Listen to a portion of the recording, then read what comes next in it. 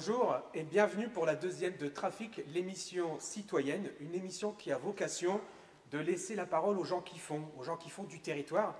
Cette émission, c'est l'occasion de débattre, d'échanger entre acteurs du territoire, que ce soit des acteurs culturels, sportifs, des militants engagés pour le territoire, pour le Valenciennois.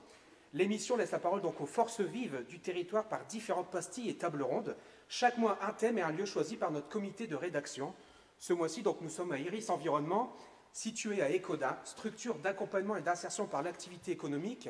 Iris Environnement, c'est 2 salariés, 2 encadrants techniques, c'est 2 encadrants administratifs et c'est 20 salariés équivalents temps plein en insertion. On aura l'occasion tout à l'heure de voir avec Mohamed Benia, coordinateur du moins de la structure Iris Environnement, comment ça fonctionne et ce qu'on y fait. On peut savoir ici qu'à Iris Environnement, on est ici dans le hangar du local, on accueille donc 20 salariés ETP, équivalent temps plein, sur des chantiers nature, que ce soit à Ordin, à Écodin, à Douchy-les-Mines, à Aveluy, à Reux, donc essentiellement sur le territoire du Denésy. Ce mois-ci, donc, on va parler de transition écologique et solidaire, de crise climatique, mais avant tout ça, il est intéressant aussi pour nous de resituer le contexte dans lequel nous sommes. La planète s'est déjà réchauffée de 1,1 degré depuis le début de l'ère industrielle. Et les engagements pris en 2015 par la COP de Paris, par l'ensemble des pays réunis donc à Paris, sont tristes promesses d'un réchauffement d'au minimum 3 degrés, d'autant plus suite à l'annonce du président des États-Unis de quitter l'accord de Paris. Il y a donc une urgence à combler le fossé gigantesque qui persiste entre ce qui est fait et ce qui devrait être fait pour éviter justement une crise climatique irréversible. L'environnement est en tête aussi des préoccupations chez les jeunes, et on l'a vu ces dernières années, en 2019 en particulier, avec les grèves pour le climat. Les 18-30 ans, 32% des 18-30 ans, c'est la préoccupation la plus importante chez les 18-30 ans à 32%, devant l'immigration à 19% et le chômage à 17%. L'engagement aussi des 18-24 ans pour la défense de l'environnement progresse, puisqu'il y avait 12% des jeunes de 18-24 ans qui s'engageaient au sein des causes environnementales, contre 3% en 2016. Donc on aura 2 débats durant cette émission Trafic. Le premier débat autour de la crise climatique est-elle un enjeu générationnel? Et enfin un deuxième débat où on s'interrogera plutôt sur la transition écologique et solidaire dans les quartiers populaires, dans les villes populaires, comme ici à Écodin, car les catastrophes malheureusement naturelles et pollution industrielle ne frappent pas de la même manière toute la population. Mal logement, précarité énergétique, autant de questions qu'on aura l'occasion de débattre et d'échanger avec nos différents intervenants. Pour démarrer, et avant de démarrer le première table ronde, j'appelle Hervé, qui va nous présenter Potamous, association du Valenciennois. Donc Hervé, salut. Salut Mehdi. Premier reportage dans l'instant H, Potamous, qu'est-ce que c'est? Qu'est-ce qu'on va voir justement? Alors Potamous, c'est une association qui est donc gérée par plusieurs jeunes, et notamment Quentin, qu'on connaissait déjà à STAJ, qui a pour but un petit peu de ramener les jeunes qui fréquentent l'université de Valenciennes sur toutes ces questions environnementales. Donc on est parti rencontrer Quentin et quelques personnes qui étaient avec lui ce jour-là et qui ont pu nous présenter un petit peu ce qu'il faisait au niveau de la résidence Jules Mousseron à Aulnoy-Valenciennes. Et donc je vous propose tout simplement de regarder ce que Potamous propose au travers de ces différents projets. Donc Onilio, tu peux lancer. Alors bonjour Quentin, bonjour Solène et bonjour Rodrigue. Merci à vous de nous accueillir pour cette deuxième de l'Instant H, rubrique de l'émission Trafic. Alors j'ai une première question pour vous déjà, c'est pouvez-vous nous parler de votre association Potamous, nous expliquer un petit peu les grandes lignes de votre association? Comme on était déjà un collectif qui était déjà créé en faisant des actions, on a créé l'association Potamous, et du coup Potamous c'est pour potager, parce que vu qu'on faisait du potager partagé, et aussi Mousseron, du coup pour la résidence Jules Mousseron, donc c'est Potamous, voilà. Et donc les activités qu'on fait, c'est du jardinage beaucoup, on a planté des haies, on a planté jusqu'à près de 200 tout arbustes plus des fruits. Alors bonjour Quentin, bonjour Solène et bonjour Rodrigue. Merci à vous de nous accueillir pour cette deuxième de l'Instant H, rubrique de l'émission Trafic. Alors j'ai une première question pour vous déjà, c'est pouvez-vous nous parler de votre association Potamous, nous expliquer un petit peu les grandes lignes de votre association? Comme on était déjà un collectif qui était déjà créé en faisant des actions, on a créé l'association Potamousse. Du coup, Potamousse c'est pour potager, parce que vu qu'on faisait du potager partagé, et aussi Mousseron, du coup pour la résidence Jules Mousseron. Donc c'est Potamousse. Voilà. Et donc les activités qu'on fait, c'est du jardinage beaucoup. On a planté des haies, on a planté jusqu'à près de 200 tout arbustes, plus des fruitiers, 3 pommiers et des petits fruitiers. Et voilà, et en fait le principe c'est vraiment le partage, la solidarité, on parle aussi beaucoup d'environnement, de biodiversité, on essaie vraiment de respecter le plus possible parce que justement c'est notre environnement à tous et c'est quand même plus joli quand c'est fleuri, quand il y a plus de diversité possible, quoi. Voilà. D'accord, merci Quentin. Alors justement, Solène, Rodrigue, qui apparemment viennent d'arriver il y a assez peu de temps dans cette association, j'ai spontanément envie de vous poser la question, qu'est-ce qui a fait qu'à un moment donné, vous avez justement adhéré à ce projet, à cette association? Ça m'intéressait pas mal de voir un peu ce qu'ils faisaient sur le terrain, de voir un peu comment ça pouvait évoluer. Je vois qu'il y a eu plusieurs actions mises en place, donc ça aussi ça m'a intéressé, je me suis dit pourquoi pas y participer.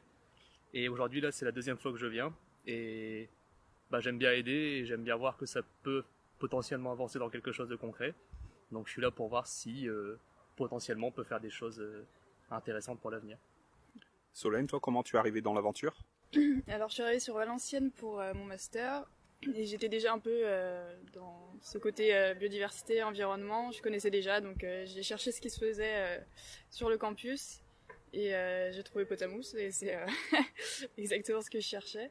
Alors concrètement, pour entrer dans l'opérationnalité des choses, vous vous réunissez quand, de manière générale? Les dimanches après-midi comme aujourd'hui? Toujours? Ouais, avant on faisait toutes les semaines et là on a vu c'était peut-être un petit peu trop au niveau du timing et du coup on fait une fois toutes les 2 semaines, on vient voilà, de 14h30 à 17h30 et on fait l'atelier. D'accord.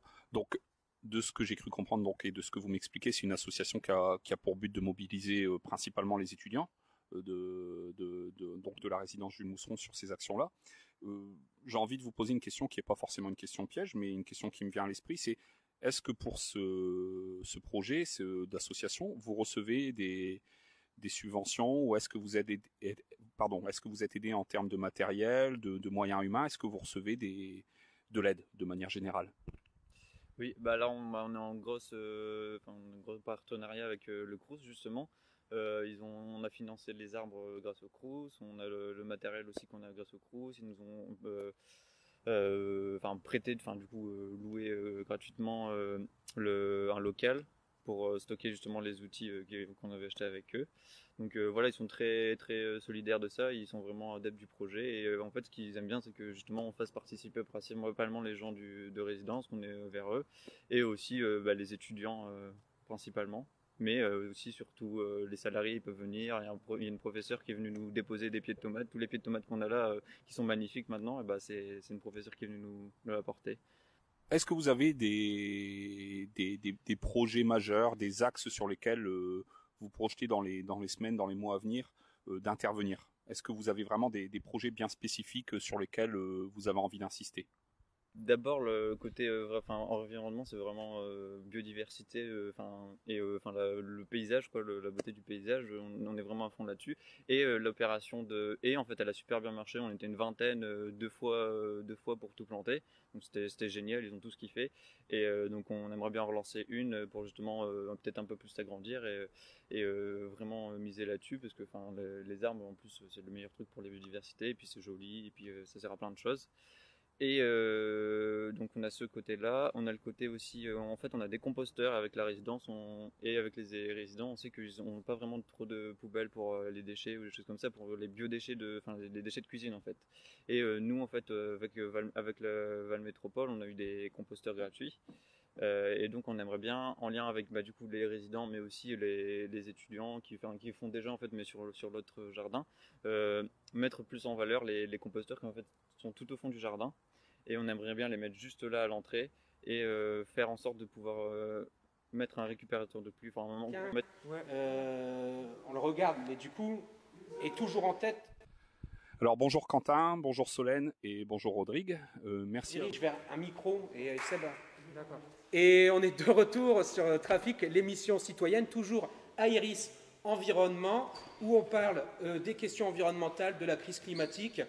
Et première table ronde, donc du coup, c'est la crise climatique est-il un enjeu générationnel? Et on a autour de la table donc Alban, Élie, Lucas. Donc Alban, je te laisse l'occasion de te présenter.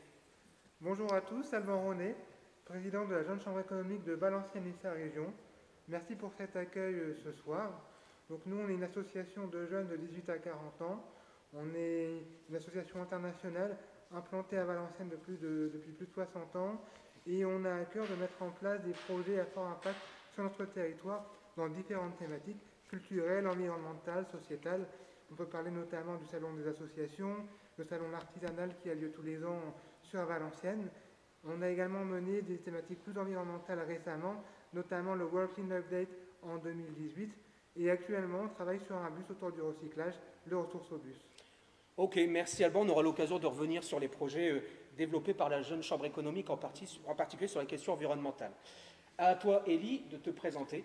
Bonsoir, donc oui, moi c'est Élie, donc je suis ici parce que à la base j'ai une formation d'ingénieur en conception de produits industriels, donc je me destinais plutôt à travailler dans l'industrie, mais c'est un secteur dans lequel j'avais du mal à me rendre utile en fait pour œuvrer pour lutter contre le réchauffement climatique dont tu as parlé et puis toutes les problématiques écologiques.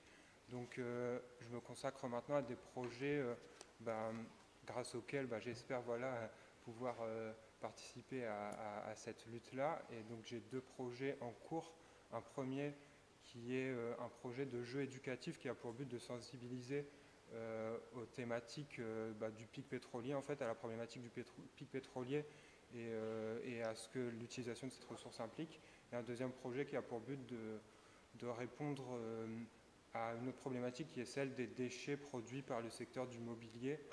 Là, en utilisant un peu plus ma formation pour appliquer des principes d'éco-conception à ce domaine-là. Voilà. Merci Élie. On aura certainement l'occasion de revenir sur quoi l'économie peut être aussi au service de l'environnement, au service de la lutte contre la crise climatique, comme ton projet économique que tu viens d'évoquer. Et donc on a aussi Lucas qui est avec nous. Donc vas-y Lucas, je te laisse te présenter. Alors, bonsoir, moi c'est Lucas Bion-Delmont. Je suis en licence professionnelle parcours aménagement paysager, parcours biodiversité et développement durable. Donc c'est une licence professionnelle en apprentissage. Donc les cours je les fais à l'université de Grenoble et mon contrat d'apprentissage je le fais dans la commune d'Erny. Donc je m'occupe de tout ce qui est aménagement en prenant en compte le développement durable et l'environnement. Je fais aussi partie d'une association qui est dans ma commune qui s'appelle Osons la Nature. Donc c'est une association qui une fois par mois organise le ramassage des déchets. Et l'année prochaine j'ai aussi adhéré au GON, donc un groupe ornithologique et naturaliste du Nord qui s'occupe de faire des recensements de la faune. Merci Lucas. On voit que les projets sont divers. On a des projets liés plutôt à la question de la faune, de la flore, des projets qui sont plus économiques, des projets qui sont aussi à l'international, comme chez vous, la Jeune Chambre économique. La première question que j'ai envie de poser, c'est votre point commun, c'est que vous êtes jeunes. Vous avez tous entre, je ne vais pas dire 20 et une trentaine d'années. Est-ce que pour vous, la jeunesse a un rôle particulier à jouer dans la lutte contre le réchauffement climatique, dans la lutte contre la crise climatique? Alors, je ne sais pas, vous commencez peut-être par Alban. On est tous jeunes ici autour de la table. On est l'avenir de notre pays, de notre planète. Et du coup, c'est à nous de montrer l'exemple. On est les premiers concernés. Et si nous, en tant que jeunes, on n'est pas moteur, qui va prendre cette relève et ce changement autour de l'environnement? C'est la question que nous, on se pose. Donc pour Alban, effectivement, la jeunesse a un rôle particulier. Exactement. Dans cette crise climatique. Pour vous, messieurs, je ne sais pas si c'est aussi le cas. Est-ce qu'elle a une mission particulière, une mission peut-être plus importante que la génération précédente ou pas? Moi, j'ai l'impression qu'en fait, pour pouvoir répondre à tous ces enjeux, il faut qu'on soit capable d'être bien plus imaginatif que ce qu'on est actuellement. Et peut-être que ça peut être une force de la jeunesse qui a peut-être moins été influencée par tout ce qu'on peut voir dans une vie et qui fait qu'on va tendance de plus en plus en vieillissant à réfléchir dans un cadre donné et pas être capable de suffisamment remettre en question, par exemple, les modèles économiques existants qu'il faudrait sans doute complètement repenser. Et peut-être que c'est là que la jeunesse peut avoir quelque chose de plus à faire que les générations passées, quoi. Donc pour toi aussi, Élie, du coup, la jeunesse a un rôle particulier dans la lutte contre la crise climatique qui se joue actuellement. Oui, bah, au même titre que les autres générations, mais enfin, évidemment, elles sont plus concernées étant donné qu'il reste plus de temps à vivre, quoi. Merci pour une personne âgée qui nous écoute. Merci, Élie. Et donc, du coup, pour toi, Lucas, la jeunesse, elle a un rôle particulier. En plus, tu fais des études. Qu'est-ce qui t'a peut-être aussi motivé, tiens, à aller dire, tiens, je vais aller jusqu'à Grenoble pour trouver une formation qui correspond à ce que je voulais faire? Oui, bah moi, je suis quelqu'un qui adore passer du temps à la nature et tout ça, j'aime bien. Et aussi, comme je fais du sport, c'est aussi un peu le milieu où je pratique et tout ça. Du coup, je pense qu'on est aussi un peu plus impacté. C'est que du fait qu'on est jeune, on a grandi en regardant la télé, on a vu tous les problèmes climatiques qu'il y a. Et du coup, on se rend compte qu'il y en a de plus en plus, on a de plus en plus de problèmes. Et que si on continue comme on est parti, et ben, il y a un moment où ça risque de coincer, quoi, pour nous et pour nos enfants aussi après. À quel moment, peut-être, j'ai envie de vous poser cette question, là, lequel a évoqué, voilà, moi, la télévision m'a sensibilisé à cette question. Vous, messieurs, c'est quoi? Quel moment, je ne sais pas, un événement particulier, une rencontre particulière vous a dit, bah tiens, c'est le moment de déclic qui m'a fait, bah voilà, m'engager sur les questions environnementales, etc. Y a-t-il, je sais pas, une anecdote, une rencontre, un événement particulier qui vous a amené à être plus sensible qu'avant, cette rencontre? De mon point de vue, j'ai toujours eu une éducation par mes parents autour du non-gaspillage, mais c'est en faisant mes études et en évoluant autour de moi que j'ai voulu m'engager un peu plus dans cette thématique-là, parce que c'était des éléments qui, moi, me paraissaient essentiels, et d'autant plus que, finalement, j'ai voulu être acteur du changement. Je voyais qu'autour de moi, les gens étaient dans la même philosophie d'esprit, mais étaient plutôt passifs. Oui, on veut que l'environnement soit meilleur, mais réellement, derrière leur télé, derrière sur leur canapé, et c'est vrai que c'est pour ça que moi j'ai voulu dire, montrer l'exemple aussi pour qu'autour de moi, les gens voient que ne suffit pas grand-chose dans son quotidien pour être acteur et mettre sa goutte d'eau dans l'océan. Et si chacun met une goutte d'eau, on peut faire changer beaucoup de choses. Donc c'est la politique des petits gestes qui permettent à un moment donné... Exactement.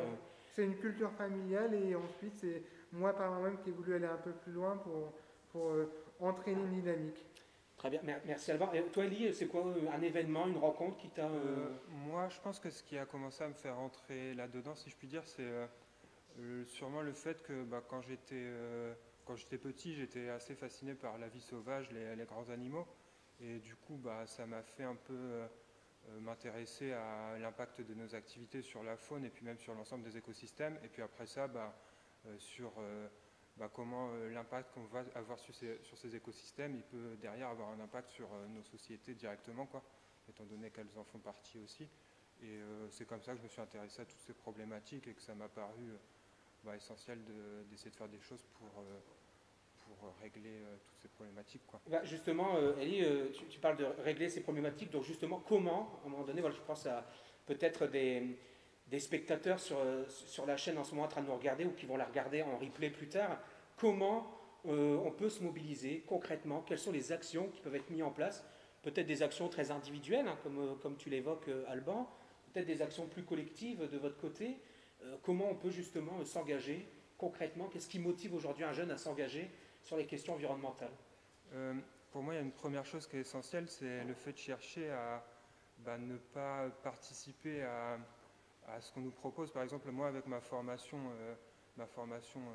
très industrielle, ça m'a paru compliqué de concilier cette volonté de m'engager pour ces causes-là avec cette formation. Donc, c'est pour ça que je suis un peu en reconversion perpétuelle pour essayer de refuser tout simplement de participer à ce modèle productiviste qu'on nous propose en grande majorité. Et du coup, on parle souvent des petits gestes qu'on peut faire en dehors de sa vie professionnelle, mais sûrement que c'est là qu'on a le plus d'impact avec notre métier. Et c'est peut-être la première chose à faire, de chercher à avoir un métier qui ait le moins d'impact possible ou qui permette de construire des choses plus positives que ce qu'on nous propose généralement. Ce qui est ton cas, puisque toi tu as reconversion pour justement... Ouais, après voilà, j'ai quand même la sensation qu'il faut se battre pour ça et que c'est dur de complètement s'émanciper de ce qu'on nous propose et de se trouver une vocation qui qui soit en accord avec tout ça, quoi. Merci. Donc je sais pas, peut-être, messieurs, vous de votre côté, qu'est-ce qu'on peut dire à la jeunesse qui va peut-être nous regarder ou qui nous regarde concrètement? Qu'est-ce qu'on peut mettre en place? Les petits gestes, concrètement c'est quoi? Tiens, un petit geste, ça peut être quoi? Un conseil à donner, un geste Sur notre territoire, il y a beaucoup de gens qui sont impliqués dans l'environnement et dans le changement climatique. On a beaucoup d'associations qui sont à leur niveau sur la faune, la flore, sur le ramassage des déchets. En effet, c'est des choses du quotidien, c'est d'essayer de limiter les achats suremballés en passant vers un mode zéro déchet progressivement, c'est des choses assez simples.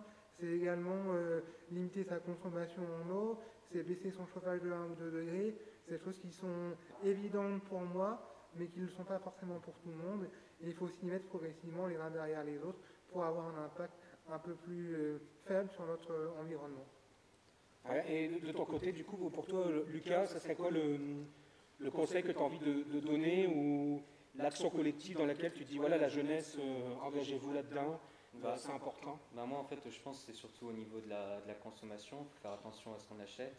Favoriser plus une économie qui est locale pour limiter son empreinte carbone.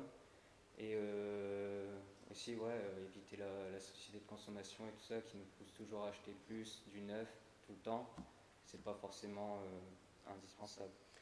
Et justement, par rapport à ça, on voit que la première préoccupation de la jeunesse chez les 18-30 ans, c'est l'environnement, la crise climatique, devant l'immigration, devant le chômage aujourd'hui. Cependant, on voit que le passage à l'acte est très compliqué, puisqu'on est première préoccupation à 32%, mais un engagement qui se situe entre 12 et 16% chez les jeunes. Qu'est-ce qui fait qu'à un moment donné, on peut être très sensible à cette question, mais on ne passe pas à l'acte? Qu'est-ce qui freine aujourd'hui chez les jeunes le passage à l'acte, de dire voilà, moi je m'en préoccupe, mais concrètement je ne m'engage pas. Qu'est-ce qui peut freiner chez vos amis aussi, hein, vous avez vos proches, etc. Ce que je vois dans mon entourage, c'est que en effet, les gens ont des valeurs environnementales très fortes qui sont communes aux miennes, mais réellement, je vois que dans mes amis, il y a quand même pas mal de gens qui sont un peu résignés et qui se disent c'est un peu trop tard, ou moi si je me mets en transition, c'est bien, mais les autres ne le feront pas, donc réellement, à quoi ça sert que je le fasse? Et finalement, c'est ça que moi j'essaye dans mon quotidien, de dire allez-y aussi, moi je l'ai fait et ça a transformé ma vie, vous aussi vous pouvez le faire, ça ne change pas grand-chose. Moi j'ai trouvé un confort de vie, une simplicité, des économies également, donc finalement je n'y vois que du bénéfice dans mon quotidien. Et c'est vrai que j'ai envie d'inciter mes amis, mais ce frein-là, se dire oui mais les autres ne le feront pas, donc clairement intérêt zéro, c'est ce que j'entends le plus souvent dans mon entourage. Et vous, messieurs, comment à un moment donné on peut lutter peut-être contre aussi cette résignation que tu évoques, Alban, en disant voilà, les gens sont soit résignés, soit ils se disent bah oui, mais si je suis seul à le faire, peut-être que ça n'aura pas d'impact. Je partage ce constat. Il y a beaucoup de jeunes qui sont résignés, mais peut-être qu'on a le sentiment que changer son mode de vie pour le rendre plus durable, ça va être se priver de plein de choses. Alors qu'en fait, on peut peut-être chercher à voir ça comme étant quelque chose de plus positif, qui peut même nous apporter plein d'autres choses à terme, comme par exemple plus de temps libre, plus de temps pour les loisirs, une meilleure alimentation, moins d'addiction. Tu parlais de l'addiction à la consommation. Ça permet peut-être de s'affranchir de plein d'aliénations qu'on peut avoir. Et c'est peut-être comme ça qu'il faut réussir à le voir pour plus facilement derrière prendre des actions concrètes, quoi. Donc jusqu'à maintenant, c'est plus un problème de communication. C'est peut-être parce que tu dis voilà, on n'a peut-être pas pris la bonne manière de communiquer sur cet enjeu, en disant on a peut-être pris un angle peut-être trop négatif, peut-être pas assez insisté sur les bénéfices du changement, peut-être. Je pense. Je pense qu'en fait il y a des gens. Un train qui passe. C'est le TER de 19h22. Je pense qu'il y a des gens qui voient ça comme ils doivent faire des sacrifices ou alors faire les choses moins simplement. Et du coup, ça, je pense que c'est quelque chose qui les freine. Alors que quand on pratique, on se rend compte que c'est pas négatif, qu'on voit pas ça comme un sacrifice. On sacrifie rien pour améliorer. Et puis les jeunes d'aujourd'hui ont du mal à s'investir dans la durée sur des causes qui leur tiennent à cœur. Donc ils veulent bien, nous on le voit à l'Agence Chambre économique, s'investir pour une action ponctuelle. Le World Clean Up Day, c'est une journée de ramassage de déchets qui a lieu tous les ans fin septembre. Une journée, ils veulent bien, mais s'investir dans la durée sur des projets un peu plus à long terme, c'est des difficultés que nous on rencontre et on a du mal à entraîner les jeunes vers un engagement plus durable. C'est vrai que ça fait écho à notre première émission où on avait justement la question de l'engagement de la jeunesse et c'est même, tu as raison, hein, c'est même, les études ont été prouvées sur le fait que mobiliser, pas que des jeunes, hein, mobiliser des citoyens sur des actions très ponctuelles comme le World Clean Up Day, etc. On sent que c'est très facile, c'est mobilisateur, mais c'est vrai qu'après, le déclic de je m'engage sur du moyen ou du long terme, c'est beaucoup plus compliqué aujourd'hui. Vous le voyez aussi, vous, de votre côté, où c'est facile de mobiliser sur des actions très ponctuelles, mais sur des actions de plus longue durée, c'est plus difficile de s'engager? Sûrement qu'il y a beaucoup de changements qui impliquent de revoir un peu ses habitudes et justement d'en faire des habitudes pour que ça devienne automatique et qu'on n'ait plus à se poser la question. Et ça rejoint un peu, je pense, l'idée de chercher à voir le positif et de ne pas toujours chercher de pas toujours se dire qu'on va devoir se priver de plein de choses, mais plutôt de chercher à voir le verre à moitié plein et de voir tout ce que tout ça peut nous apporter, quoi. Et puis c'est une question d'éducation également dans les mentalités. On a, en tout cas moi étant plus jeune, c'est cassé, on jette. Maintenant c'est réinculqué dans les mentalités aussi. Oui, on peut réparer, il suffit de faire une soudure, changer un joint, ce genre de choses. Actuellement, on a quand même pas mal de structures sur le territoire avec des repair cafés, des ressourceries qui nous permettent ce genre de choses aussi. Donc maintenant, il faut aussi le faire rentrer dans les mentalités et dire, sur notre territoire, il y a des structures qui existent, faisons-les vivre et soyons aussi un acteur, un maillon essentiel, nous, en tant qu'individus, de cette chaîne-là qui va avoir un impact sur notre environnement. Et ça, c'est des structures comme C2R à Anzin, par exemple, je pense à eux, ils sont présents sur notre territoire, ils ne sont pas assez reconnus et pourtant ils sont des acteurs cruciaux de cette nouvelle économie-là qui, pour moi, est très vertueuse.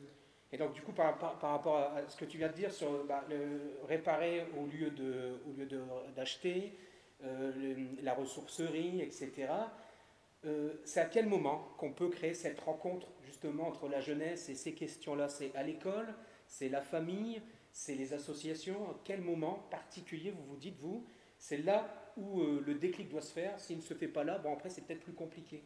Je ne sais pas si je me fais bien comprendre sur à quel moment vous vous dites, voilà, il faudrait peut-être que dans les écoles, on investisse ce sujet-là de manière beaucoup plus massive.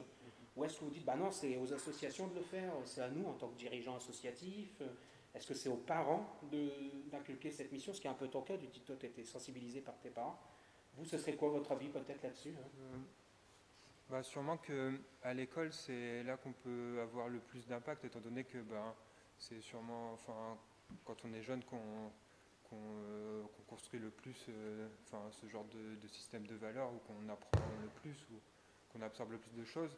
Et puis, en plus de ça, c'est comme on l'a dit au début, c'est les générations qui vont être le plus confrontées à toutes ces questions, étant donné que elles sont plus jeunes, et sûrement que c'est là qu'il y a la possibilité peut-être d'avoir sur du long terme le plus de résultats, quoi.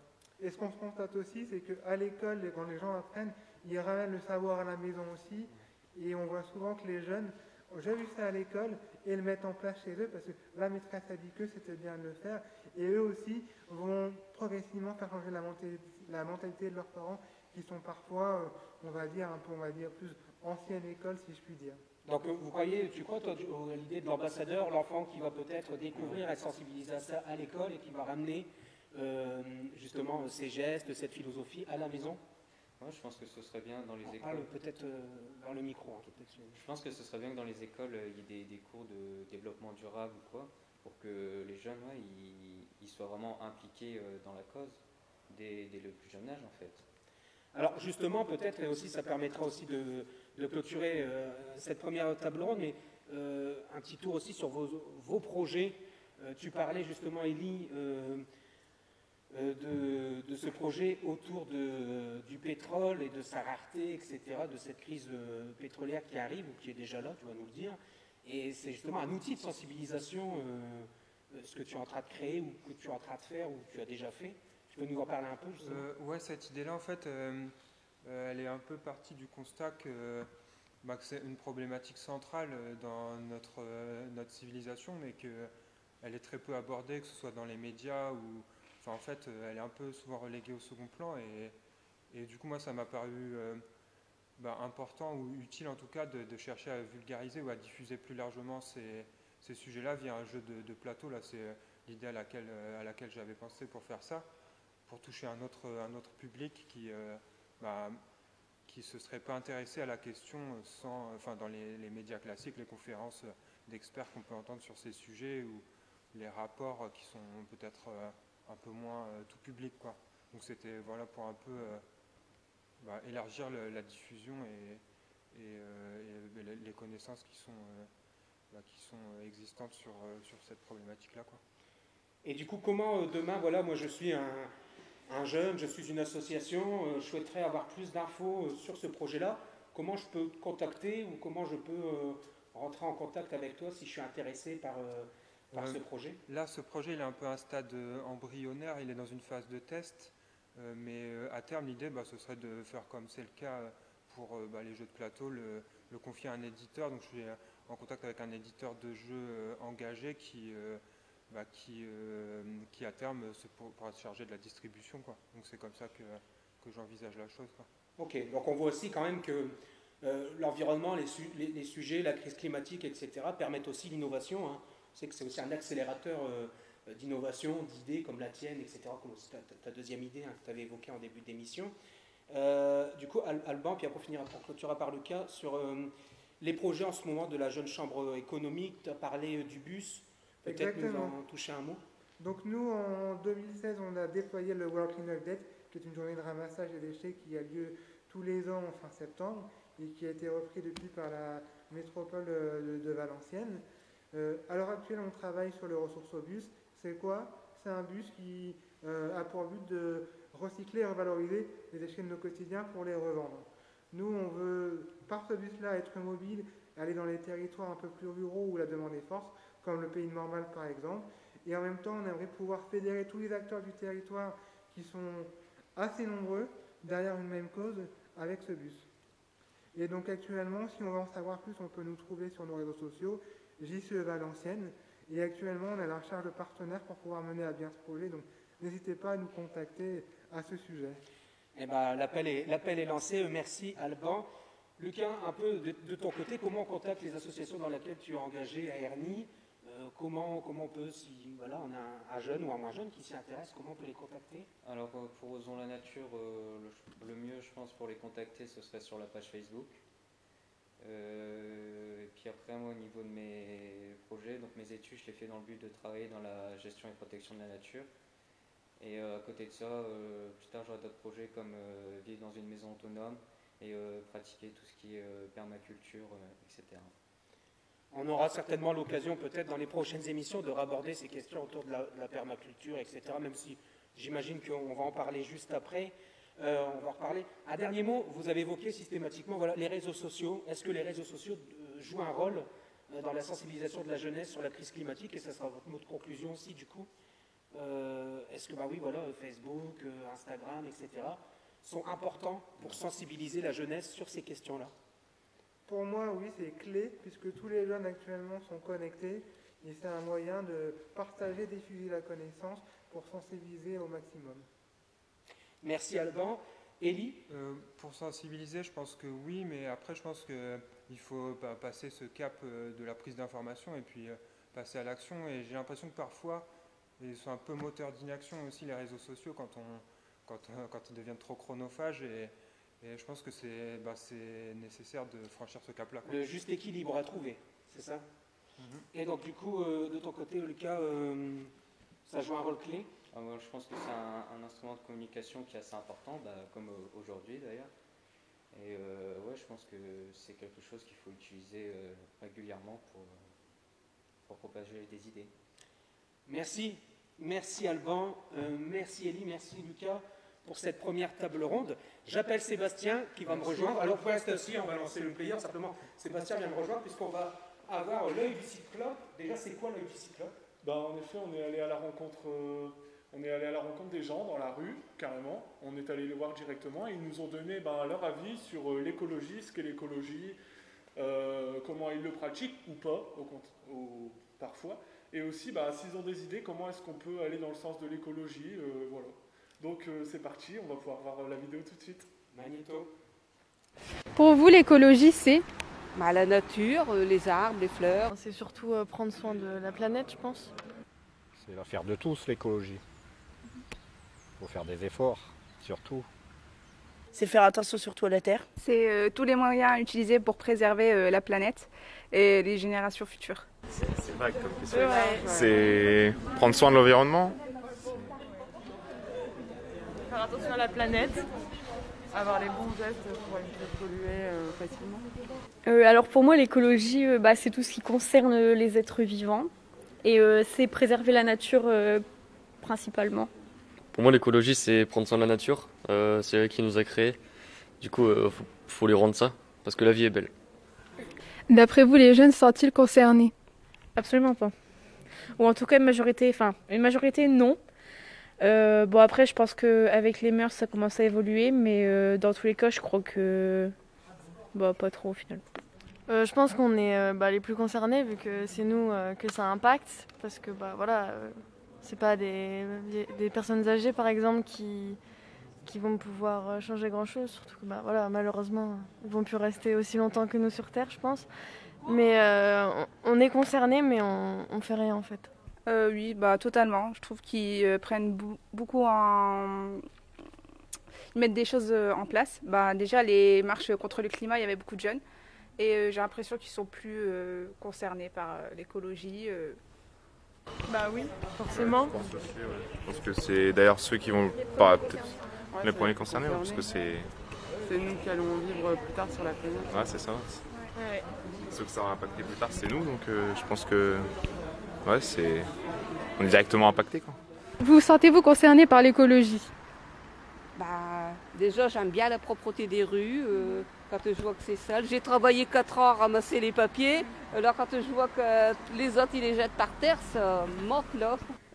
Pour moi, tout public est censé être concerné, mais plus les jeunes parce que c'est leur future vie pour plus tard. Ouais, ils sont concernés parce que c'est les générations à venir et faut prendre soin de la planète. Et connaissez-vous des moyens pour améliorer tout ce qui concerne l'écologie? Des moyens, il y en existe déjà, comme le recyclage de certains objets. Mais après, faire intervenir des professionnels comme le ministère de l'écologie pour que lui puisse mettre en place des trucs plus sérieusement, on va dire. La plus connue, c'est le tri sélectif. Après, tout le monde fait ce qu'il peut, à petite échelle. Tout ce qui est même ramasser des déchets dans la rue, c'est quand même un bon truc. Après, voilà. Que les gens déjà soient respectueux. Quand on voit les décharges dans les forêts, il n'y a pas loin à aller, certainement, tout ça, je trouve que c'est impossible, quoi. Et puis les pesticides, tout ça, les arrosages, Déjà éviter les transports inutiles, par exemple en voiture pour des courts trajets. Pourquoi pas utiliser les transports en commun. De plus le vélo, la trottinette électrique, excusez-moi, qui se démocratise de plus en plus de nos jours, pour moi. Après le recyclage, qui est très très très important aussi, je pense. Éviter de faire trop de déchets, tout ça. Il y en a déjà beaucoup qui sont mis en place, mais déjà réduire le nucléaire, déjà, ça c'est une première chose à faire, même si c'est déjà en cours. Mais déjà, respecter ceux qui sont en place, ça serait déjà un bon début, je pense, parce qu'il y en a plein qui sont mis en place, mais que personne ne respecte vraiment. C'est fait à la légère, quoi. Par exemple, le tri sélectif, limiter le plastique, ça c'est en train de se développer, mais pareil pour les fumeurs, les mégots, tout ça, je pense que c'est des trucs simples, mais qui ne sont pas spécialement respectés. Après, les déplacements, on peut des fois se déplacer autre qu'en voiture alors qu'on ne le fait pas forcément, quoi. Donc, c'est ça qui peut être encore plus limité. À notre échelle personnelle déjà, et puis aussi il faudrait que le ministère de l'écologie se bougent un peu plus. Il doit y en avoir, hein, mais bon, je pense pas que je vais changer le monde avec mes idées. Et de retour dans Trafic, l'émission citoyenne, après ce magnéto sur l'œil du Cyclope, qui sont des micro-trottoirs pour aller aussi interpeller les citoyens du territoire sur cette semaine, du moins ce mois-ci, la question autour de l'environnement, de la crise climatique. Deuxième débat, on va plutôt parler là des classes populaires. On est Iris Environnement, une structure d'insertion par l'activité économique. Donc on est sur une structure qui justement accompagne des personnes dans l'insertion par des chantiers nature, des chantiers environnementaux, l'entretien d'espaces verts, etc. Et on a autour de la table justement des jeunes qui s'engagent ou qui se sont engagés dans les quartiers populaires sur la question de la précarité énergétique, de l'environnement. Et donc on a déjà en premier lieu Quentin, qu'on a vu dans le premier reportage. Du coup, tu peux te présenter un peu tes différents engagements. Je sais que tu en as de nombreux. Donc tu peux te présenter, vas-y, je t'en prie. Bonsoir, moi c'est Quentin. Du coup, je vais essayer de ne pas en oublier, ce qui va être un peu compliqué. Pour commencer, quand j'ai un peu commencé, c'est avec Terre de Sens Bermerie. Donc c'est une association qui revalorise une ferme, une vieille cour de ferme qui est un peu à l'abandon, vu qu'à cause de la transition, on va dire industrielle, que tous les agriculteurs, ils sont devenus de moins en moins nombreux, et les vieilles cours de ferme qui sont devenues à l'abandon parce qu'elles sont beaucoup trop petites. Et donc le but, c'est d'essayer de remettre un peu de culture, un peu d'animation dans le village. Et donc du coup, ça commence par la ferme. Du coup, je suis aussi à la MAP, donc dans le bureau de la MAP. C'est une association pour le maintien de l'agriculture. On m'entend quand même, ça va? Ouais. C'est le train de 19h44. Du coup, l'AMAP, l'association pour le maintien de l'agriculture paysanne à Valenciennes, qui s'appelle l'AMAP à Valençol. Donc c'est pour distribuer des paniers chaque semaine de producteurs locaux et de préférence bio. Donc on a du pain, on a des légumes, des fruits, etc., etc. Je suis à la Vélorussion, donc c'est tous les deuxièmes samedis du mois et tous les quatrièmes jeudis du mois. Je profite de pouvoir en parler. On a une page Facebook, un groupe Facebook Vélorussion Valenciennes. Fresque du climat, ouais, j'ai un petit badge. Du coup, le Fresque du climat, c'est un atelier ludique, collaboratif et pédagogique basé sur les rapports du GIEC, donc GIEC, groupement intergouvernemental des experts sur le climat. C'est les experts, donc les chercheurs du monde entier qui font un rapport, et en fait c'est basé sur ce rapport-là qui font les COP, et d'où une des COP ils ont fait l'accord de Paris à partir de ça. Voilà. Et plein de choses encore. Mais bon, Merci Quentin. On aura, j'espère, l'occasion de revenir durant nos tables rondes sur tes différents engagements. On a avec nous Justine, donc, qui a été volontaire en service civique. Oui, volontaire en service civique 2019-2020 chez Unicité à Valenciennes. J'ai participé au projet médiataire qui consistait à essayer de sensibiliser les gens aux éco-gestes, au bon tri des déchets et plein d'autres choses. J'ai aussi une licence professionnelle développement durable, gestion industrielle des énergies. C'est assez lourd comme titre. Où j'ai vraiment vu l'aspect des énergies renouvelables, avec les voitures électriques, etc. Pas de petites choses. Merci Justine, on aura l'occasion de revenir en particulier sur ton expérience de médiataire dans les quartiers populaires. Pierrick, qui est avec nous, qui a plusieurs engagements, donc tu peux un peu te présenter. Bon, alors moi c'est Pierrick, je suis jeune, j'ai 22 ans, donc je me suis retrouvé un peu dans la participation au niveau écologique il y a 2-3 ans, par le biais de la politique. C'est un peu rare en effet, pas par le biais associatif, c'est pas vraiment un engagement. C'est la politique qui m'a fait amener au sujet de l'écologie. Je me suis engagé dans un mouvement politique. Après, c'est là que je me suis rendu compte que sur le territoire, du moins valenciennois, il y avait de nombreuses associations qui luttaient au quotidien pour qu'on parle d'écologie, qu'on fait de l'écologie. Je me suis engagé dans certaines vues. Quentin, il y a pas la Vélorussion, oui, moi je l'ai fait aussi, la Vélorussion. J'ai assez bien milité dans les quartiers populaires dans le valenciennois, et ça m'a fait... ça m'a tilté quand j'ai vu que en fait, l'écologie, on en parle bien, certaines personnes en parlent bien, pour d'autres, c'est une question qui est vraiment loin, et ça va être vraiment compliqué d'en parler pour eux. Donc c'est vraiment mon engagement, moi, c'est faire de l'écologie populaire pour que tout le monde puisse un jour se mettre à l'écologie, que ce soit les gens des quartiers, des centres-villes, mais aussi surtout les politiques qui s'y mettent vraiment. Merci Pierrick, comme quoi il y a aussi des jeunes qui s'engagent en politique, hein, ça existe encore. Voilà, c'était la petite blague, allez. On resitue, c'était trop tentant, je suis désolé. Non, on resitue, première question que j'ai envie de vous poser, c'est, on est sur un territoire, et tu l'as dit Pierrick, populaire, avec voilà, des problématiques qui sont relativement importantes, qui soient économiques, sociales, etc. Comment justement on peut amener, comment vous amenez, vous, par quel biais, par quels moyens vous amenez dans vos engagements, les classes populaires en particulier, à la question de la transition écologique et solidaire, à la crise climatique, etc. Je ne sais pas qui veut s'exprimer par quel biais, vas-y Quentin. Ouais, du coup l'année dernière par exemple j'étais en alternance au CAPEP, donc les agréments du Hainaut, donc ils ont plusieurs fermes urbaines dans le Valenciennois, et donc avec Guillaume Colson qui portait le projet au départ, et du coup c'était un des domaines qu'on peut vraiment on peut aller chercher les gens là-dessus, c'est plus l'alimentation. De toute façon c'est le domaine de base quoi. Et donc quand on parle d'alimentation, que c'est produit localement avec des zéro déchets, vu que c'est direct du producteur à l'acheteur, donc ça permet de vraiment faciliter sur ces choses-là, de parler de ce sujet-là. La question alimentaire, pour Quentin, vous, comment, par quel biais sensibiliser les classes populaires? Est-ce que c'est aussi l'alimentation qui, pour vous, est la bonne porte d'entrée? Ou alors vous en voyez d'autres, ou vous avez expérimenté aussi peut-être d'autres portes d'entrée?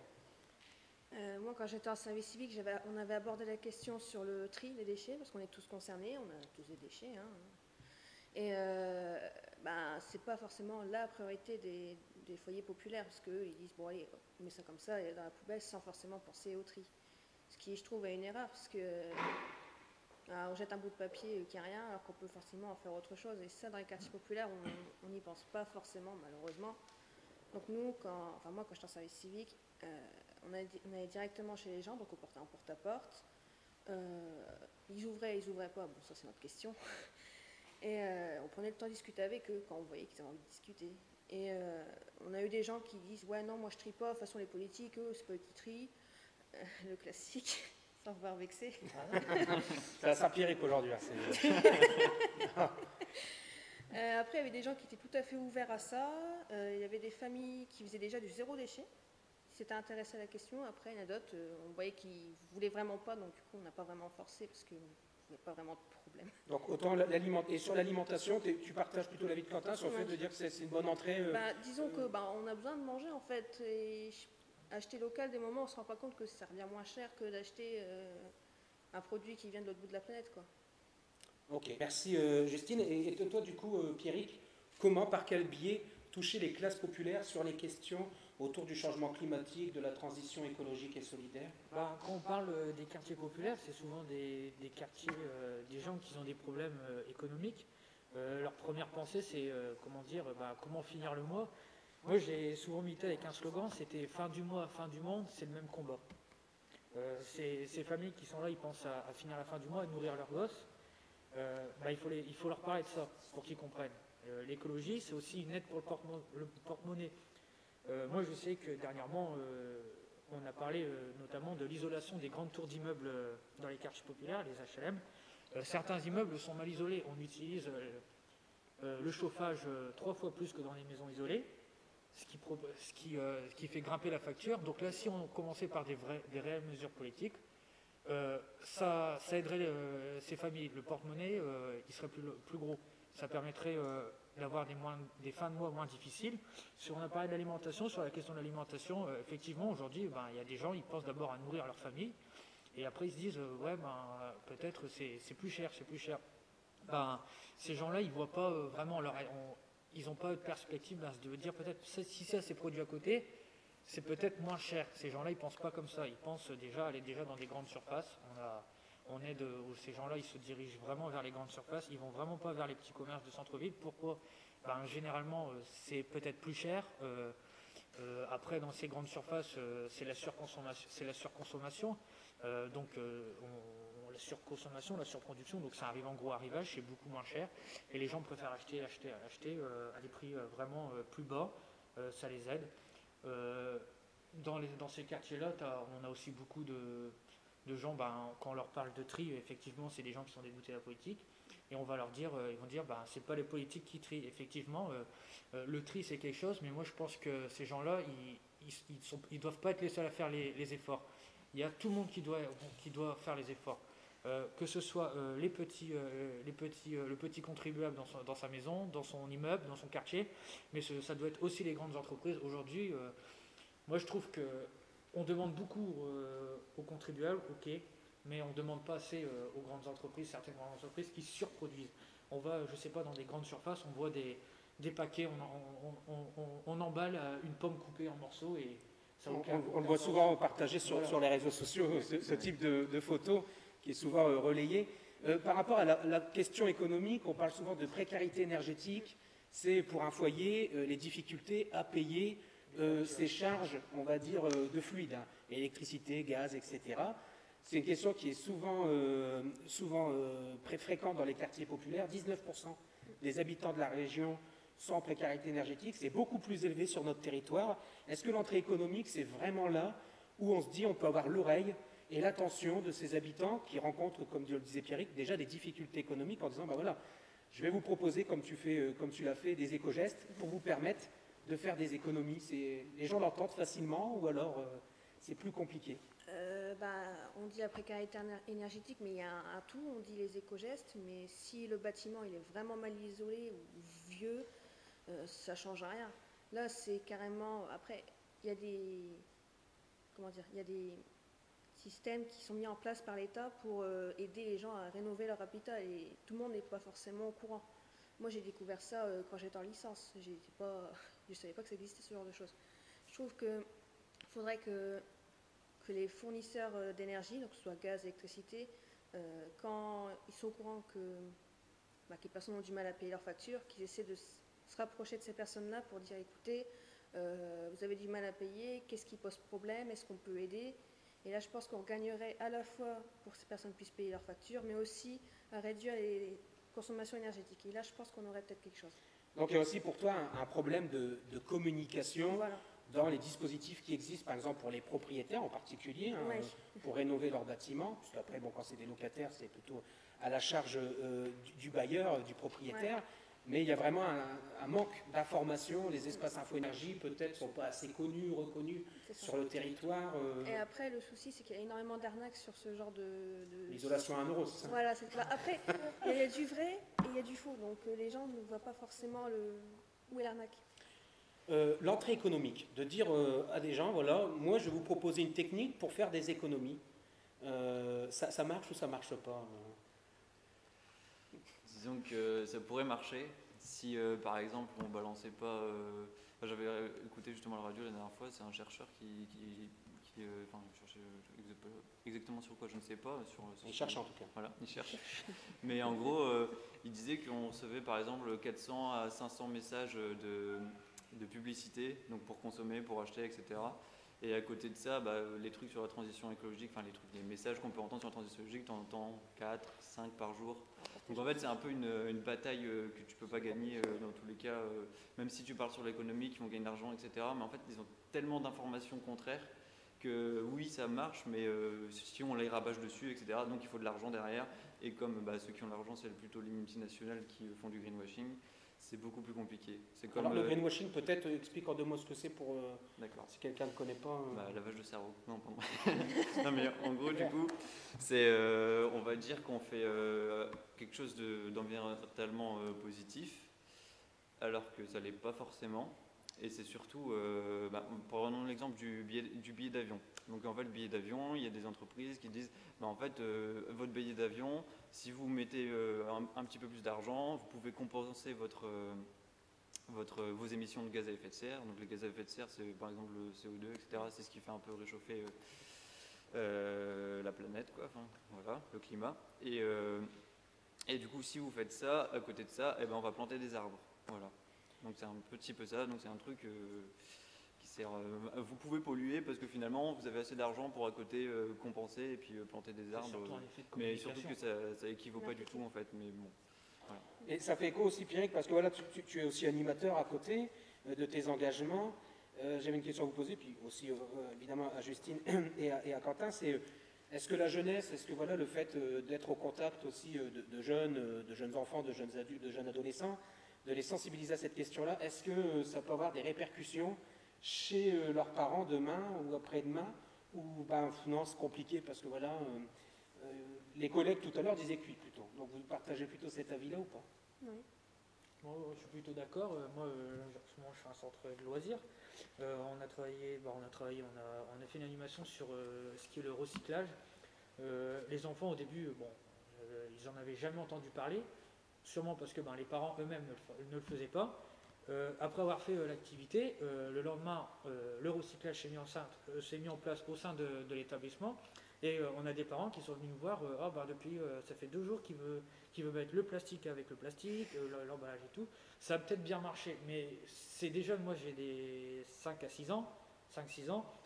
Est-ce qu'ils vont réussir à convaincre leurs parents ou c'est juste un effet de passage parce qu'on est là, on l'a fait l'activité?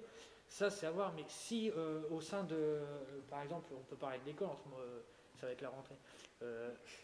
À l'école, on peut aussi le faire. Il n'y a pas tous les établissements qui le font. On peut essayer de le faire. On peut en parler. Puis comme Quentin disait, après on est là sur les messages sur les petits gestes. On en entend un ou deux. Et sur la surconsommation, la surproduction, c'est à longueur de journée. Aujourd'hui, c'est un système qui est plus basé sur la consommation, la production, plutôt que penser à notre futur, au futur de la planète. Alors, j'avais peut-être 2 dernières questions et après un peu vos actus en ce moment, si vous avez des actualités, comment vous contacter si on veut aller plus loin dans vos différents projets.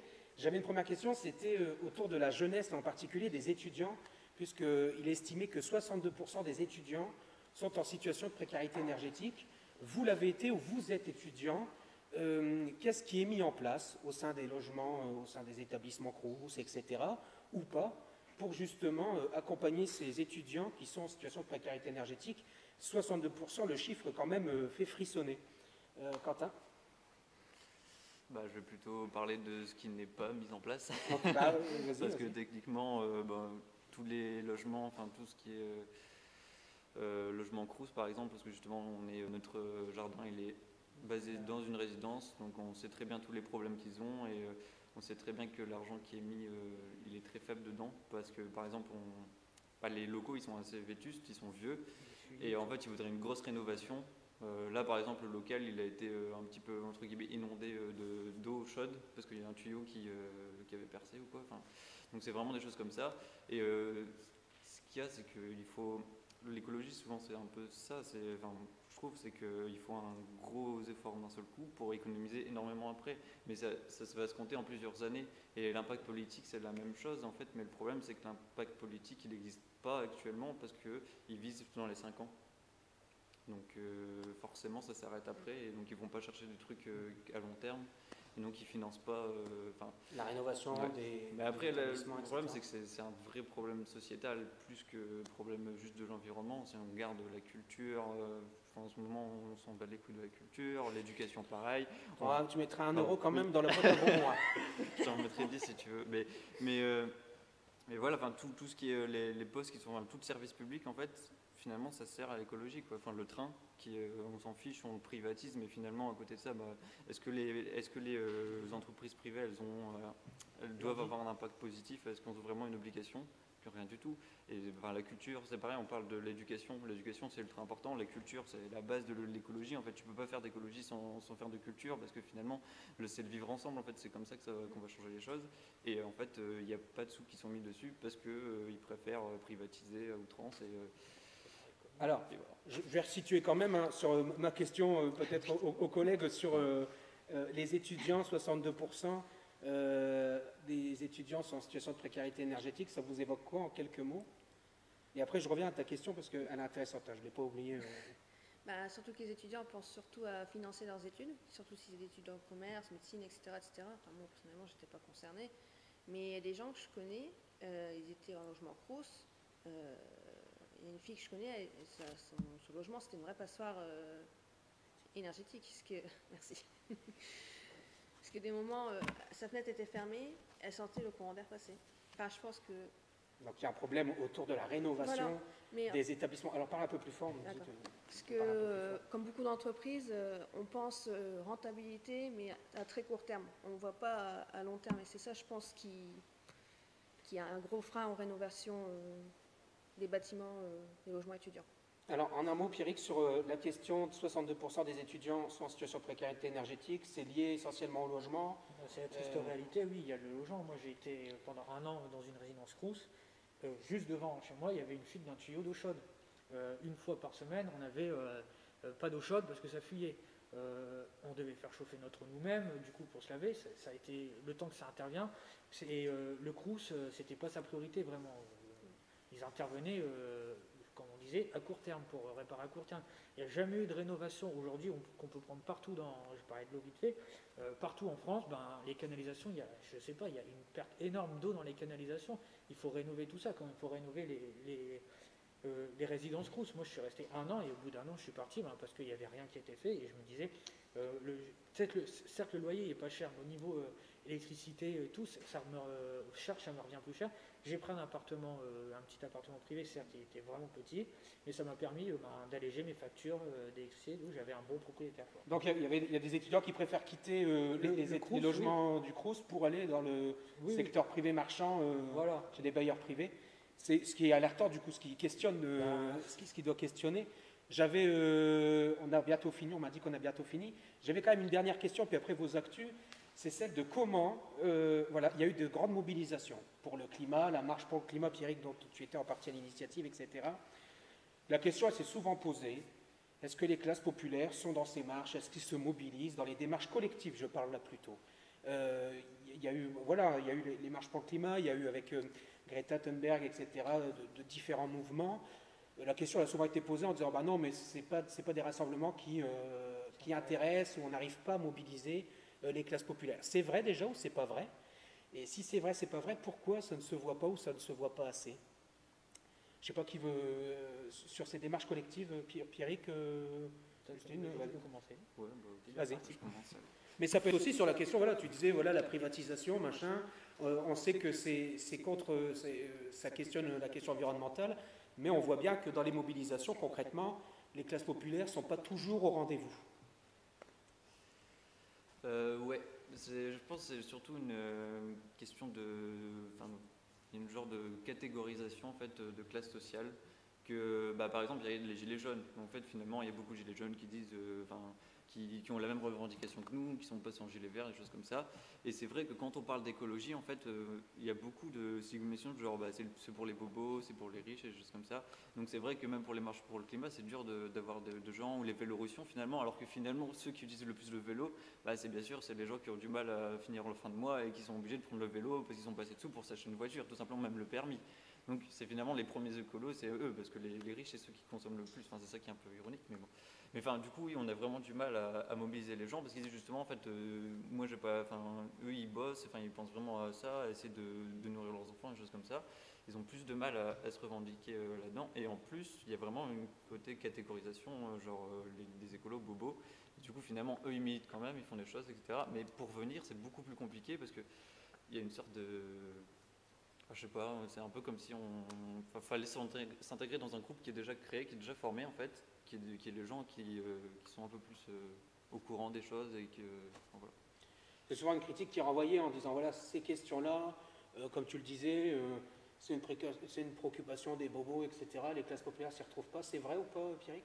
Alors c'est vrai, mais parce que c'est un système qui a fait faire cet effet. Moi, dans les classes populaires, les gens, généralement, ces manifestations, c'est plutôt le soir, en fin de journée ou le week-end. Dans les classes populaires, il faut savoir, il y a des gens qui travaillent à l'usine et ils ont fini leur boulot, ils aiment bien passer du temps en famille, pas forcément aller manifester, aller à ces rassemblements. Surtout que, d'un autre point de vue, encore une fois, ils vont se dire, peut-être que nous, on va faire l'effort, mais au niveau des politiques, l'effort n'est pas fait.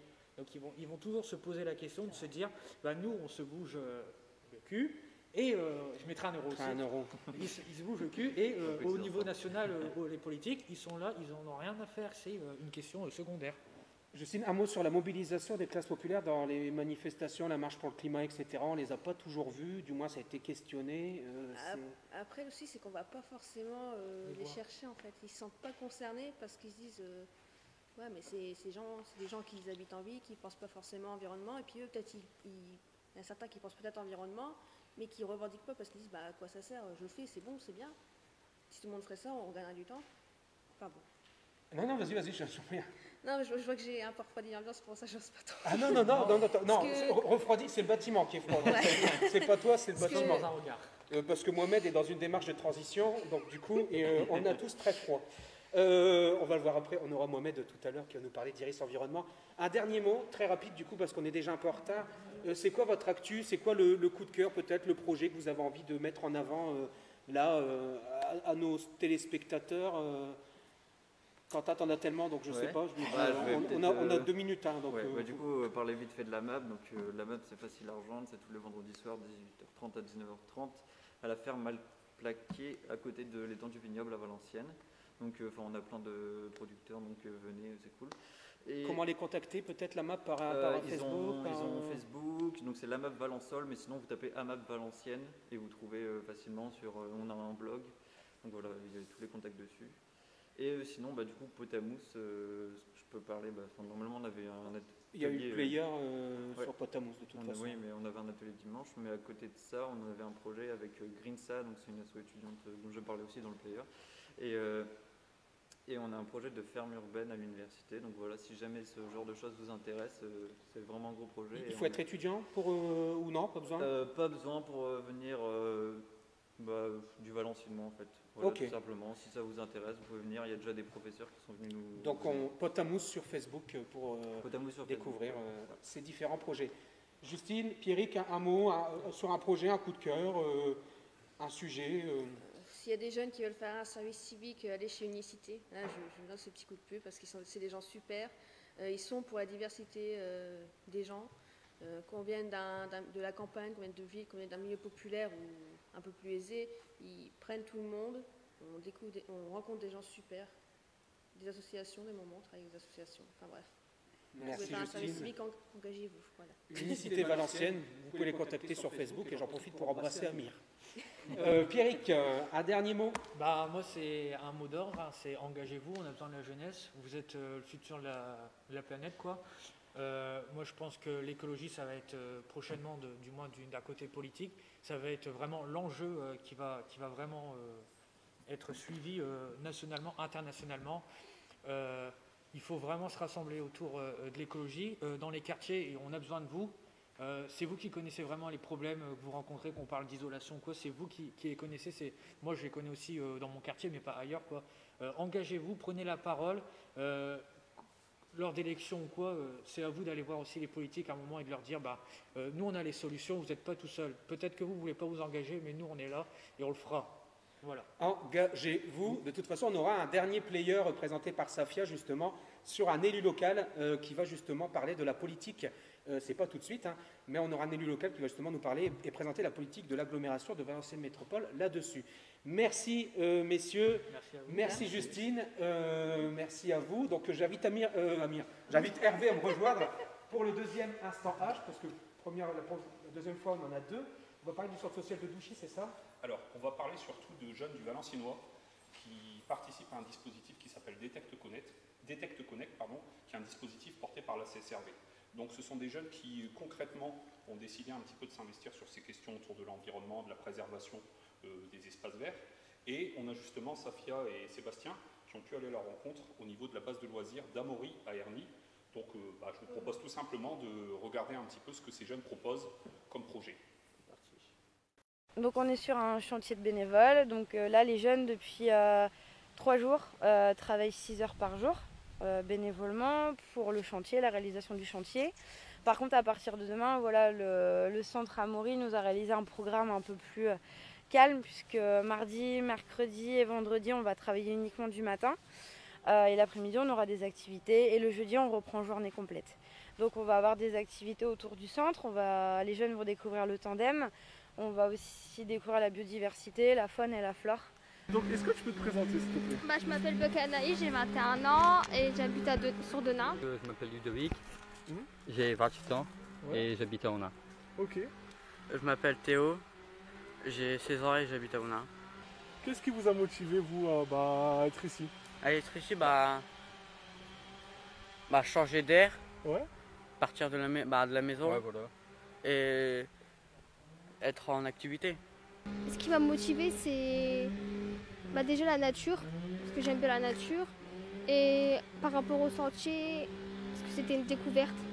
Et j'avais déjà été au lac d'Amaury, ça date, ça fait longtemps. Ouais. J'étais au centre aéré. Et là, de redécouvrir encore une fois, en plus en tant que grande, ça me fait vraiment plaisir d'être là. Et l'environnement, ça me plaît beaucoup, la nature. Ça fait du bien, ça change d'air. Ça fait combien de temps que vous êtes ici? Ça fait depuis samedi. Et ça va durer combien de temps? Jusqu'à samedi. Jusqu'à samedi, donc une semaine? Oui. Et là, ça fait donc 3 jours que vous êtes ici? Qu'est-ce Oui. que vous avez pu faire déjà pendant 3 jours? Samedi matin, on avait coupé des branches. Ouais. Pour faire du tressage, parce que par rapport, on va faire le pont était déjà fait. Après, on va faire du tressage grâce aux branches qu'on avait coupées. Donc vous allez fabriquer les barrières carrément? Oui. Et comment vous allez faire pour fabriquer les barrières? On des poteaux comme ça. Ouais. On les a épluchés. Ok. On les a mis, on a fait un tas derrière. Ouais. Et C'est quand jeudi, non? jeudi, on va le faire. On va mettre les pieux et les branches. Donc en fait, les barrières que vous voyez ici vont être réalisées jeudi par les jeunes. Donc en amont, ils ont découpé des branches de noisetier. Et en fait, c'est De retour sur Trafic, l'émission citoyenne. On est Iris Environnement, on ne pouvait pas faire à la place que d'en parler. Donc on est avec Mohamed Benia, coordinateur d'Iris Environnement. Donc Mohamed, tu peux nous parler un peu de ce qu'on y fait déjà à Iris Environnement? Donc Iris Environnement, c'est une association loi 1901 à la base. On est un agrément atelier chantier insertion. Qu'est-ce que c'est qu'un ACI? Agrément atelier chantier insertion, donc ACI. On accueille ici dans notre structure des personnes les plus éloignées de l'emploi. Demandeurs d'emploi de longue durée, bénéficiaires du RSA, personnes ayant une reconnaissance handicapée, travailleurs handicapés, RQTH. Et l'intérêt de ce chantier, c'est de les remettre à l'emploi. Les remettre dans une dynamique positive, c'est-à-dire se lever le matin pour bosser. Il n'y a pas que des contraintes aussi, on est là aussi pour les valoriser, parce que ces personnes ont des savoir-être et des savoir-faire. Donc on leur redonne confiance en eux pour qu'ils s'inscrivent dans une démarche positive. Alors notre support d'activité, c'est les espaces verts, mais les sorties de notre chantier d'insertion peuvent aller dans tous les domaines en fait. Hein. Les espaces verts, c'est un prétexte en fait, c'est un support d'activité pour les réinsérer socialement et professionnellement. Ils repartent le plus souvent, les 3/4 de nos personnes qui sont sorties repartent sur des formations qualifiantes. Donc quand on vient en tant que salarié en insertion à Iris Environnement, on n'est bien que de passage. On n'est que de passage, maximum 2 ans. Et nous, on essaie d'écourter cela au maximum pour les réinscrire sur de la formation, ou pour les personnes qui ont des qualifications, les remettre sur le marché du travail. Et ils sont originaires d'où ces personnes? Alors, nous, on travaille essentiellement avec des communes du Donésie. On travaille essentiellement sur le territoire de la Porte du Hainaut, la communauté d'agglomération La Porte du Hainaut. Et alors, c'est un territoire difficile, hein, parce que c'est les plus éloignés de l'emploi. On a plus de la moitié qui vivent dans des quartiers prioritaires politique ville. Voilà quoi, ici dans le coin, les warnings sont rouges hein, pour les bénéficiaires du RSA, pour tout. Hein. Alors j'avais une dernière question, Mohamed, on est venu ici parce qu'on souhaite que cette émission Trafic laisse aussi la place à des acteurs pour pouvoir présenter ce qu'ils font, etc. Puis dans des endroits qui sont un peu originaux. Bon, il fait un peu frais, mais c'est normal, on est dans un hangar. Mais est-ce que par rapport à la thématique d'aujourd'hui, ce que tu as entendu par rapport aux jeunes qui s'engagent, etc., est-ce que ça fait écho au sein des adultes en insertion que tu as? Est-ce que c'est des questions qui se posent ou pas? Complètement. La valorisation des déchets, on est en train de travailler aussi là-dessus, hein, pour avoir un autre support d'activité. On peut allier insertion sociale et professionnelle et développement durable, sans problème. Au contraire, il faut essayer de défricher des nouveaux secteurs d'activité pour réinsérer des personnes. Parce que c'est vrai qu'on a toujours tendance à les opposer, quoi, non, en disant... ça se complète, au contraire, ça se complète. Hein. Nous, nos déchets verts, on essaie, dans la mesure du possible, de les composter. pour pouvoir récupérer du terreau pour nos futures plantations l'année d'après. Non, c'est complémentaire. Il n'y a rien qui s'oppose. C'est plutôt complémentaire. Merci Mohamed de ton accueil. Ouais, bienvenue chez nous. Merci de ta présence aujourd'hui. Je vais appeler Safia qui va venir nous parler de Parole aux acteurs. Safia, tu as rencontré qui ce mois-ci? Alors, Parole aux acteurs, d'abord, ça a pour but de mettre en lumière les décideurs sur le territoire du Valenciennois, donc ici notamment autour de l'environnement. Et donc on est parti à la rencontre de David Bustin, qui est maire de Vieux-Condé et qui est aussi vice-président à l'écologie urbaine de Valenciennes Métropole. Merci Safia. Magnéto. Bonjour Monsieur Bustin. Bonjour. Est-ce que je peux vous demander de vous présenter? Alors, je suis David Bustin, je suis élu depuis 2014, élu sur ce nouveau mandat depuis 2020, je suis maire de Vieux-Condé et je suis vice-président à Valenciennes Métropole à l'écologie urbaine. Est-ce que vous pouvez nous présenter dans les grandes lignes les missions qui sont attrait à vos fonctions de vice-président à l'écologie urbaine? Alors, l'écologie urbaine, c'est un grand sujet, c'est un éventail de compétences.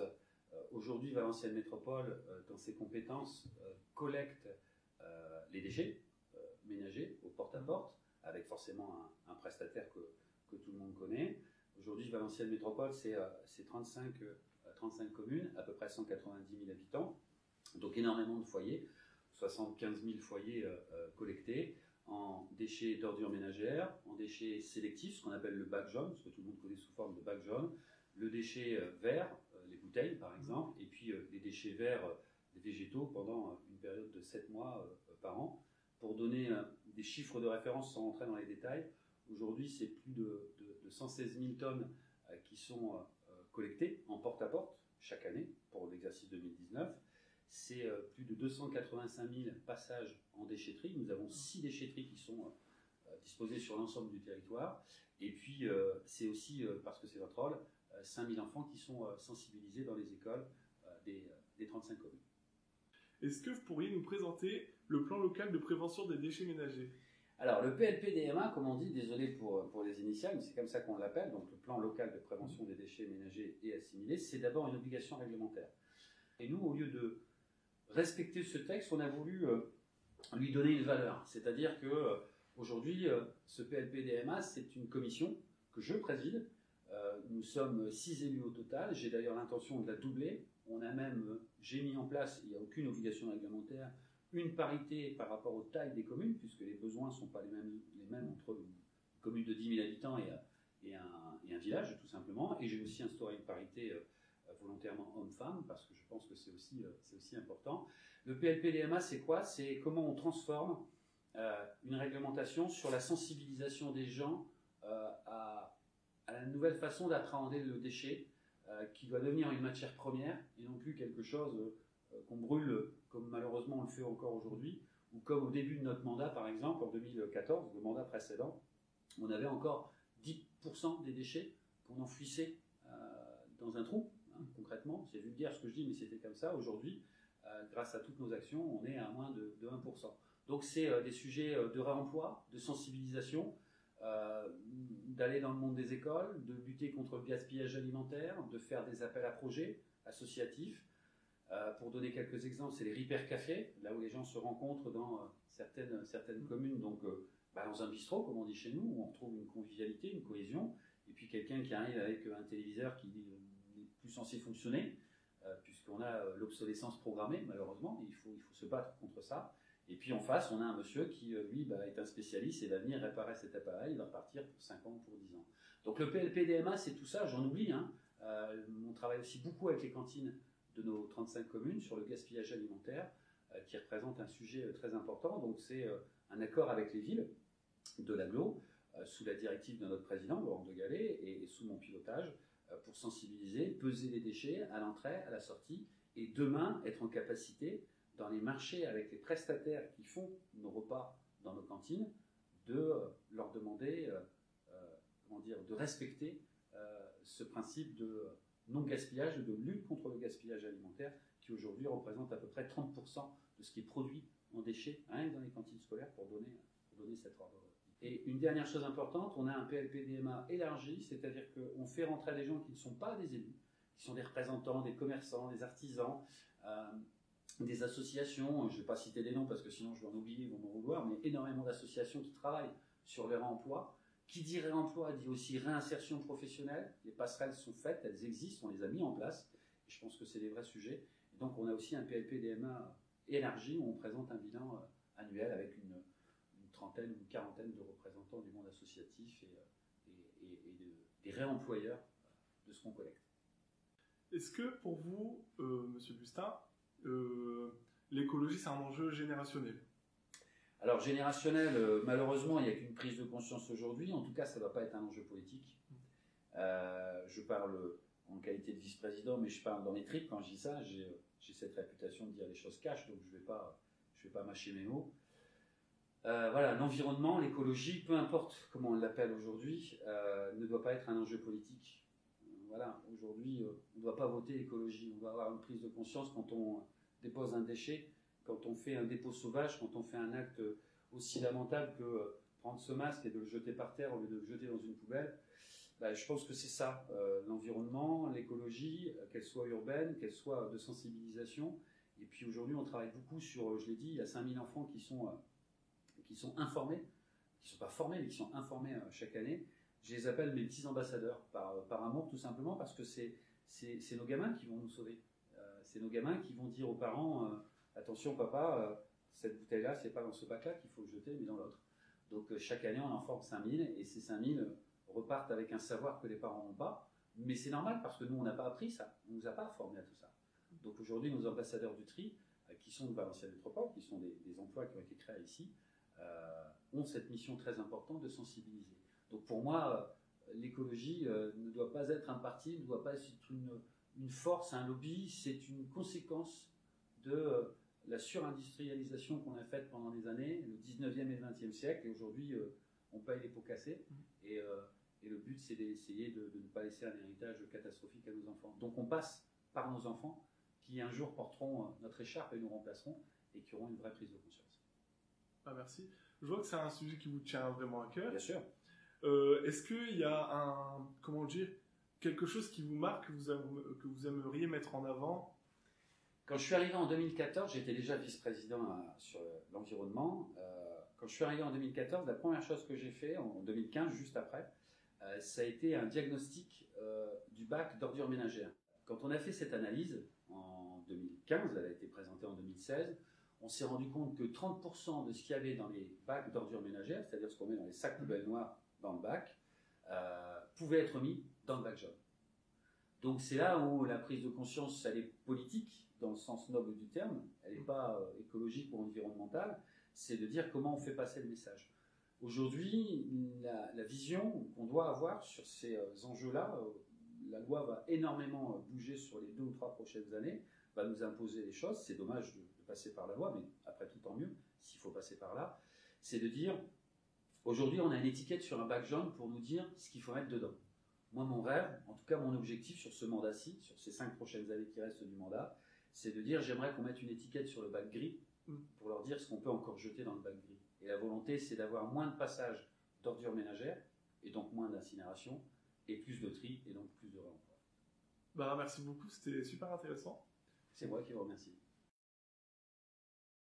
Et de retour, Trafic, l'émission citoyenne à quelques heures du confinement, et toujours en respectant les distanciations physiques. Je tiens à remercier, et j'en profite pour remercier Hervé, Safia, Sébastien qui animent et proposent cette émission. Je tiens à remercier aussi notre comité de rédaction qui nous aide et nous accompagne pour mettre en place cette émission. Je tiens à remercier aussi Onilio, notre réalisateur pour l'association Nos Anges Noirs. Je tiens à remercier l'association Iris Environnement et son directeur en particulier pour son sympathique accueil. Merci à tous, on pense à liker la page, on pense à partager cette vidéo et je laisse la parole à Hervé puisqu'on finit toujours cette émission par un petit instant culturel. Alors c'est vrai qu'on souhaite toujours finir par un petit instant culturel et musical au sein de l'émission Trafic et mettre en avant à un moment donné un artiste du territoire. Aujourd'hui on reçoit Kinédi, on reçoit Claire, une artiste qui est musicienne depuis l'âge de 10 ans, qui est auteur, compositeur, interprète, qui est donc issu de notre arrondissement, et qui aujourd'hui va nous interpréter le cover de la célèbre chanson Paroles, paroles et paroles de Dalida.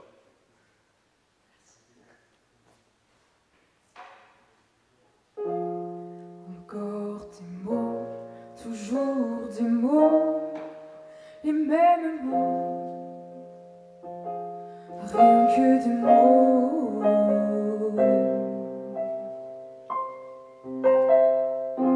Des mots faciles, des mots fragiles, c'était trop beau, bien trop beau.